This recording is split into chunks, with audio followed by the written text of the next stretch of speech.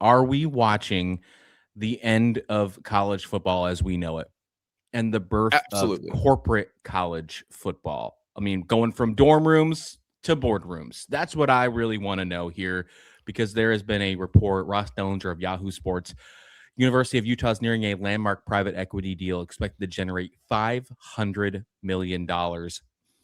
And this is insane to me. I'm looking at this.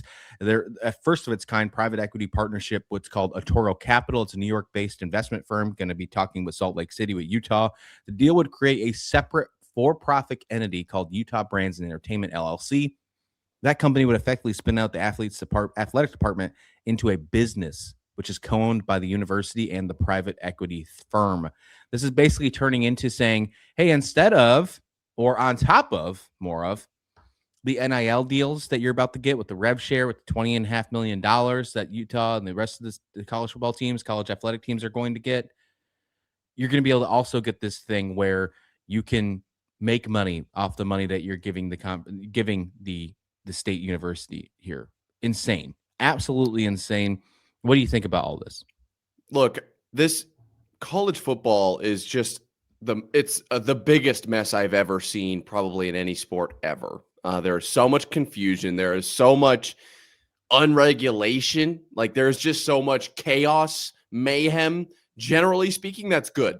That's good. Like when we go into an NCAA, March Madness tournament, and it's not going to be probably the Final Four is going to be one seeds. Like that's good. That's chaos. That's what we want as sports fans. We don't want this kind of chaos. This is not the right kind of chaos. Different chaos. This is a disaster for college football. And if this goes through, this is the end of college football as we know it, period. It will not be the same. It will be semi-pro sports because this is effectively making Otro Capital and all of the investors that they invited to join into Otro Capital and buying this Utah Brands and Entertainment LLC. They're part owners. That's like, it's not the same, but I kind of said it's like the Packers, right? They've got this plethora of owners that are supplying money towards them running their program. It's like if, Robert Kraft had like an ownership group. That's kind of what this is. Now, Utah, the university, they kind of split their soul to make this Utah Entertainment and Brands and Entertainment LLC because that portion was kind of like something that happened internal. They just separated it to external and then sold off a portion of it. So Utah does still have majority ownership of that company. They still make all the decisions. But they say this is a slippery slope. This is jumping off the cliff. This is not a just like minor step. This is going to cause problems down the road because $500 million. What, Colorado's in $27 million debt from last season? Or no, that's for this season. Ohio State looking at nearly 38 from last season is what I've seen reported. Utah got ahead of the curve. None of these universities want to be in debt. None of them want to be in debt. They want to be making money. And if Utah is able to get ahead of it this way, what's stopping literally every other university from doing the same? Now every university is partially owned by private equity and ownership groups. It's not college football anymore. We have to let go of the idea that it's college football because if this goes through, it's nowhere near what it was. Yeah, you brought slippery slope into mind. That's exactly what I was thinking until you said it. And what came to mind is, those crazy things you see on social media of people going down these crazy waterfalls. Some of them become AI as well, too. Everything's AI these days, where they go down and they're not even touching the slide because it's straight down. That's exactly what's happening with Utah here because you're right. Like, this is the start of it. This is just going to open the door. If Utah, we're not talking like Notre Dame. We're not talking Ohio State. We're not talking the top tiers in college athletics. We're talking about Utah, and there's no disrespect there, but they're not in the same tier. They're just not to the other names I talk about, the Ohio States, the Alabamas, those kind of Florida States. Remember this Florida State almost did the same thing with I think Dubai or Saudi Arabia or something a few years ago. But now this is the first actual university to actually do it. And you're right. They do have the majority ownership, so they still make control of their schedule, coaching, athletic operations. I think you'd have to make that happen. I mean, could you imagine the NCAA or whoever the new governing body becomes at some point, because the NCAA isn't always going to be around. I know that's the case. What they would allow, could you say, well, somebody's going to answer your schedule? No. And the university can actually repurchase the capital stakes back in 5 to 7 years too. So this could be all the university's deal. in 7 years. This could raise more than $500 billion. This is just a starting off at $500 million at a private equity deal. This is insane. And Is as this we good for the mentioned, sport, in your opinion? no way. This is could be first. This is the first deal that's going to happen here. It's by far likely the last. What I am more interested in is what happens first? Do more universities follow suit, or do we see entire conferences jump on things like this?